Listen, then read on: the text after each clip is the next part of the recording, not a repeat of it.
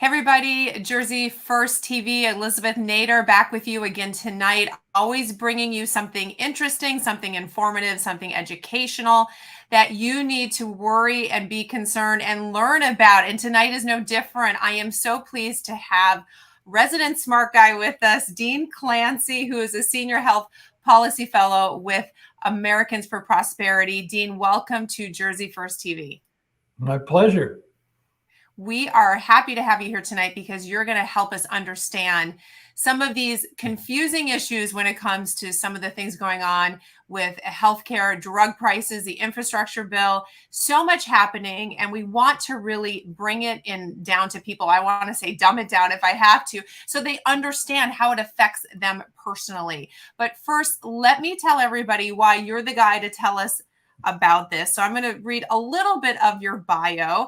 Again, you are a senior health policy fellow at Americans for Prosperity. We love Americans for Prosperity.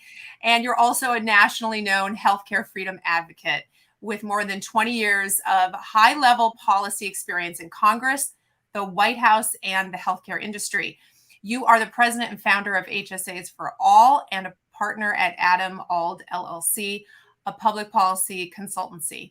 You're also an advisor to the Compact for America Educational Foundation, a member of the Debt Default Clock Review Committee, and a retired member of the Board of Directors of Opportunity Solutions Project. So, Dean, that's a lot. Thank you so much for being here. What I want to start with, we're going to talk about the infrastructure bill a little bit here, first of all, because it has a lot of healthcare aspects to it and drug pricing aspects and all of that. And it's been a little bit confusing. We know that the first part of it was a little over $1 trillion passed in the Senate in August, but then we had this secondary piece of it. Maybe we would call that more social infrastructure. Now I think Biden is calling it Build Back Better.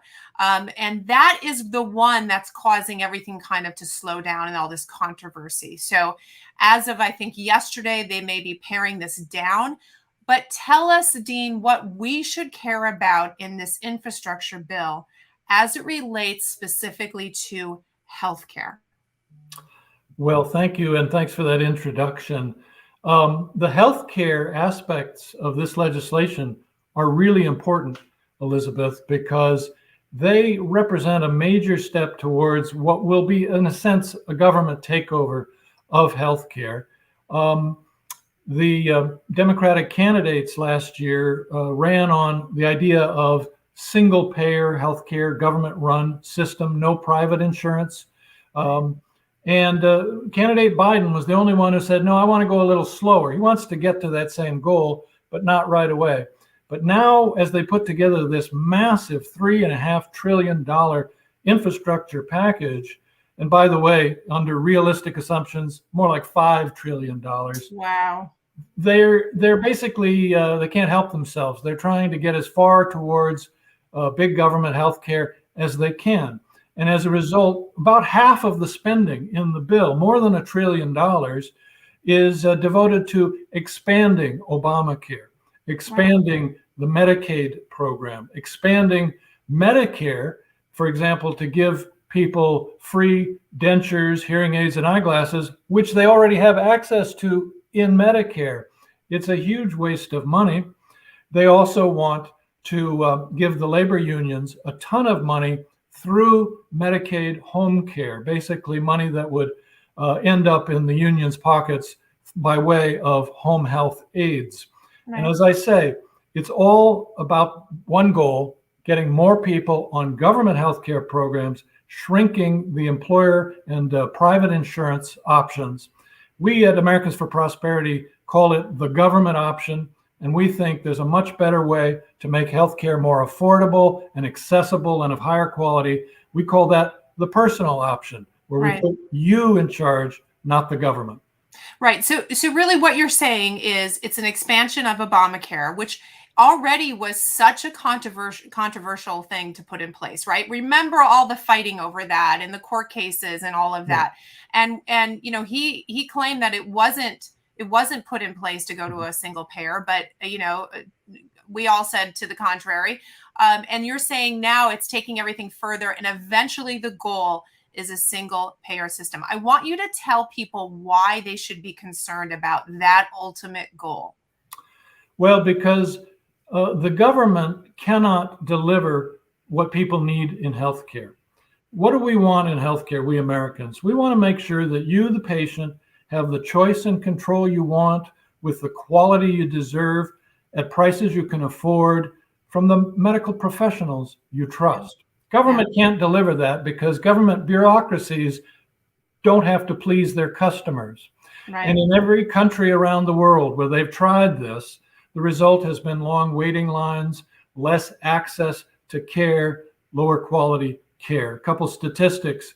In the United States, we have access to about 90% of new breakthrough drugs. In Canada, where they have a socialized medicine system, it's only 44% of new drugs. Go over to Greece and Spain, only 14% of these new drugs are available. Why? Because the governments say they cost too much. We're just not going to cover them. Right. And so people stand in line. That's what is at stake in this bill. So Canada is a good example, and we hear the stories from Canada about long waits for procedures and all of the issues that come into play, much like maybe our veteran healthcare was run, before Trump tried to fix all of that. So a single payer, who is behind that, though? Because, it's one thing I think Americans always wonder if somebody's pushing for this, who's pushing for this, who does it benefit? Because if it's so bad and everybody's going to suffer from this, then what's the win? Why is this being pushed? And what is the special interest behind it? Well, there are folks who really sincerely believe that if you give our health care to the post office, it can deliver better care.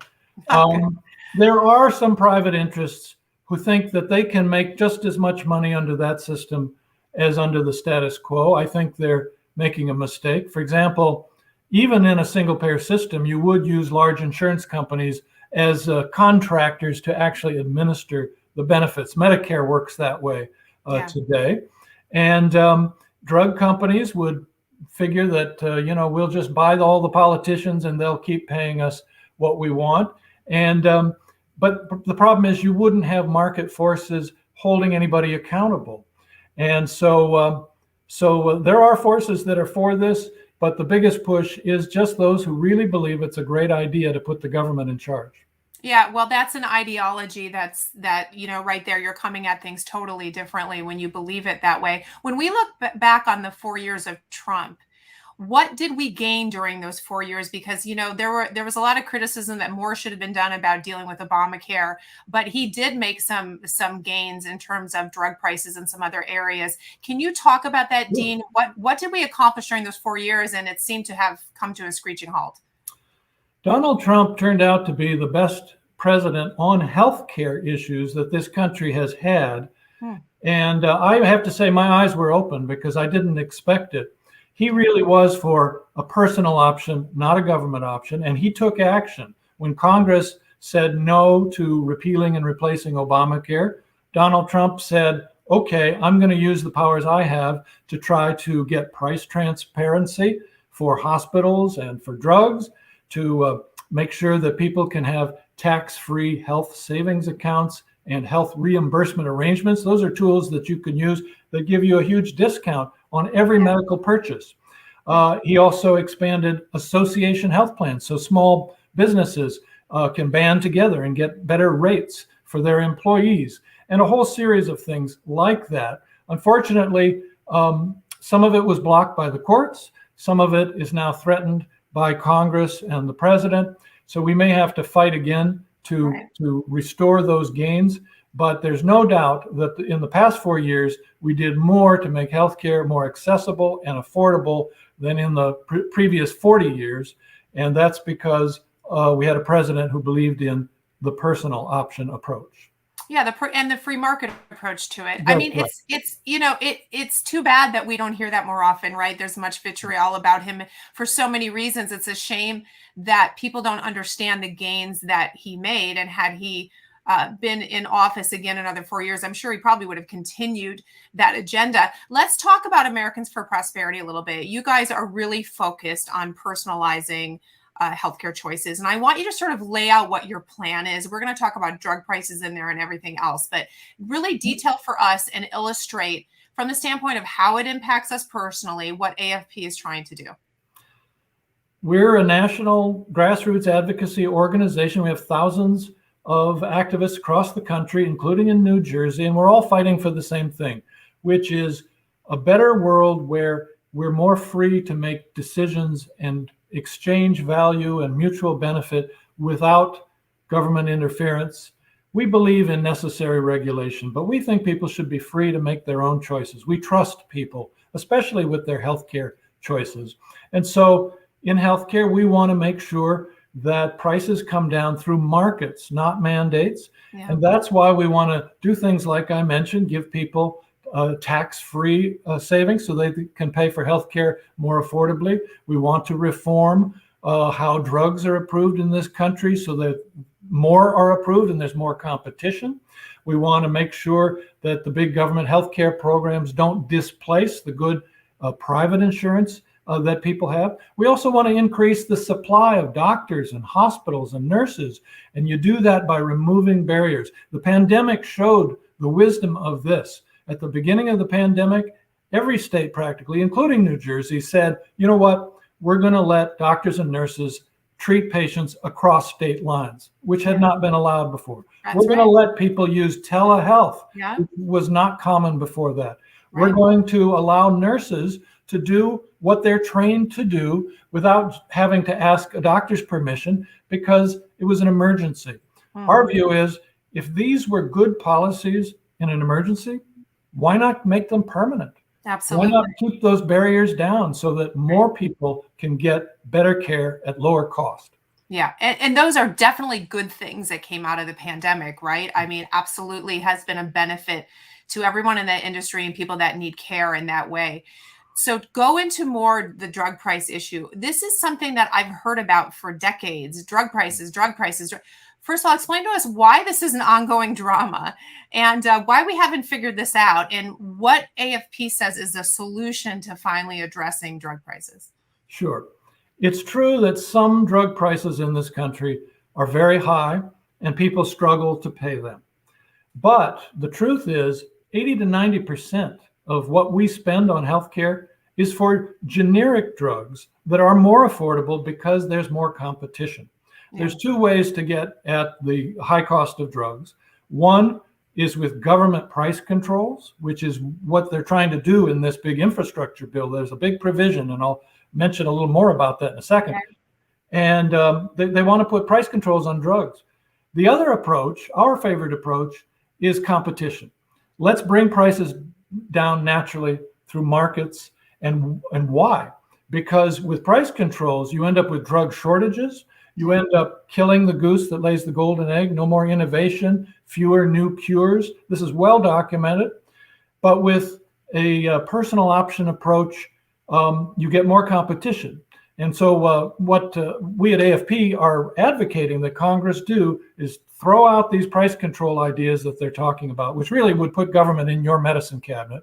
And instead, let's speed up drug approvals through the Food and Drug Administration. It takes 10 years and almost $3 billion to bring a new prescription drug to market in this country. We could cut that by 2/3 by simply making reasonable reforms that don't harm patient safety. Yeah. We should also have more generics approved more quickly, so there's more choice and competition.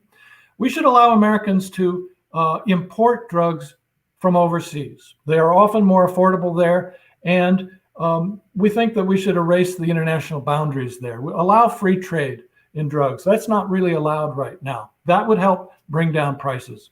Tax-free savings, as I mentioned, and let's reform Medicare so that seniors aren't exposed to sticker shock when they pay for prescription drugs, which they are now. You can do that in a way that doesn't bust the budget and that respects markets and freedom. And by doing all of these things, you can bring down the price of drugs significantly without taking away those cures that people rely on.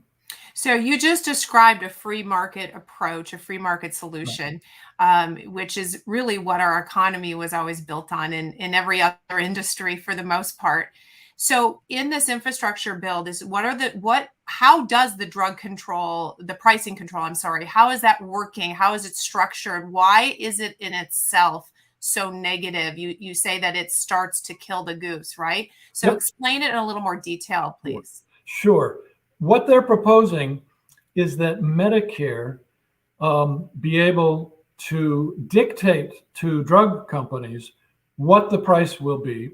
And that would apply to all plans in America, all private insurance plans, as well as Medicare. And so it would be called a negotiation, but drug companies would have no choice. They'd have to accept it or simply withdraw from the US market. And invariably, the price would be set too low. And then you would get the scarcity, the shortages that I'm talking about. You would also frustrate innovation. To enforce this, they want to impose a 95% tax on the drugs of any company that refuses to play ball with the federal government. So all the power would be with the bureaucrats. Wow. And as a result, the independent experts at the Congressional Budget Office have predicted that you would see an immediate reduction and permanent reduction in the number of new cures approved, because basically you would be killing off the profits that are needed to pay for the research that gives you the innovation. Right. Other experts think it's much more, maybe hundreds of drugs over the first 10 years. And it would also kill a lot of jobs in the pharmaceutical industry. It's not necessary, and it's the wrong way to go. Well, you're describing something that New Jersey should be concerned about, because we have a huge pharmaceutical industry here, as you know, the medicine cabinet of America here in New Jersey. So what does the Pharma Lobby say? How active have they been? I imagine very. And are they united in their voice? And what is that voice? The pharmaceutical industry has been consistent and clear for decades that if you do this, and people have been talking about this idea forever, the result is going to be a lot of harm to patients. And they will fall hardest, by the way, on people with chronic medical conditions, people who rely on a lot of pharmaceuticals for their life and their health. And but a lot of folks in Washington just have never really taken that seriously. Now I think they're beginning to do so. You even see some who have been supporters or open to this idea, some in Congress, basically saying, you know what, now that I learn more about this issue, I don't want to go there. And as a result, we think it's very possible that we can get rid of this whole price control scheme, get it out of the bill, and instead try to get Congress to move in that direction I've been talking about, towards freer markets. I think we have a good shot to do it, but I think people need to let their members of Congress know that, the price controls, the Obamacare expansions and so on, not good policy. We can't afford them. They'll just cause more inflation, all this spending. And we've got more pressing problems to deal with anyway, like with the fact that the store shelves are empty and the price of gasoline is shooting up. It's a real problem, and this bill is not the answer. Yeah, we're focusing on the wrong place right now. So you bring that to what I really wanted to get close to ending with here in our conversation, is what people can do, because we don't want to just arm them with knowledge and then have them sit there waiting for this bill to pass and their future change. So you're saying go ahead and call your representatives in Washington and specifically mention how this price control will affect you, as we've taught you tonight, that this will actually change the way you experience healthcare. It'll change the cost of healthcare for you, and to call them now and let them know, we don't accept this. We don't want this. We need another solution. Does AFP have action points on their site that people can use? Yes. If you go to our website, americansforprosperity.org, and in the search bar, just type in healthcare heist. Heist is spelled H-E-I-S-T, like a jewelry heist. Yeah. Because that's what this bill is. It's a healthcare heist. You will find the tools that we made so that it's very convenient for you to just click through, send an email, which basically we give you suggested talking points. You can call a congressman or senator through our site. And we try to make it so easy because we know how busy people are. Yes. These issues are important, and we hope people will take the time to do it. That's what any great grassroots organization does, is arm people, make it easy for them so everyone can go to American for Prosperity's website. It's all set up for you. So don't delay. Let your representatives know this bill is, starting to move through. We've got to let them know we're watching. We don't want this. And AFP has everything to help you do that. Dean, you're such a valuable resource for us. I really appreciate you. And I'm sure as the months go on, we'll have you back as things change. Before we close, I want you to just explain something that I found fascinating about you when I read your bio, is how you describe yourself. Not conservative, not liberal, but what? Tell everybody. I describe myself as a decentralist, because I believe that the key to happiness, and I think the American founders believed this, is to decentralize power, and so that no individual or group or special interest has too much power. It's much better when we all have to compete. We have to, debate and exchange and freely work with each other. And, we live in a country right now where there's a lot of distrust and polarization. I think that's because there's been too much centralization of power in too few hands.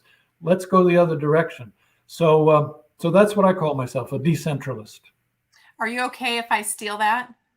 No, please do. It's not copyrighted. No. I think it's a great description about getting back to the roots of really the idea behind America, the way we were founded, and the intent of the founding, fathers. And listen, it's a great description of how we all really feel. And so I love it, Dean. I just wanted you to share that with everybody. Dean, thank you again. This has been so informative. We'll be sharing this video everywhere we can. A reminder to the audience, please go to Americans for Prosperity's website. They're an incredible grassroots organization. They will arm you with everything you need to know. You don't have to have as much knowledge as Dean to simply send an email to let your representatives know, I don't want this. This affects my life. And by the way, guys, all of this affects us personally. And that's what we want to do with Jersey First, is let you know we're standing up for you, for your families, for your businesses, but you've got to get in touch with what's going on in Trenton and in DC, because these decisions will change the way that you live. That is the truth. Dean, thank you again. We'll have you on in the future. Thank you. It was a pleasure.